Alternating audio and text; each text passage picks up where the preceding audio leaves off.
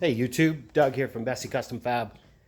Today I'm doing some structural stuff, so stick around.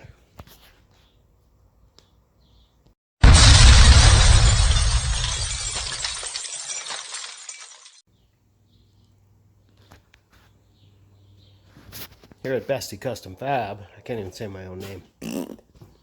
Here at Besse Custom Fab, we can turn this mess into this.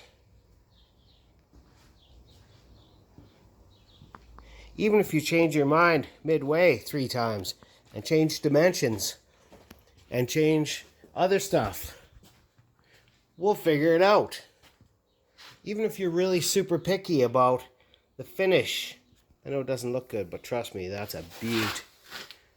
Even if you're super picky and anal about the finish, we got you covered.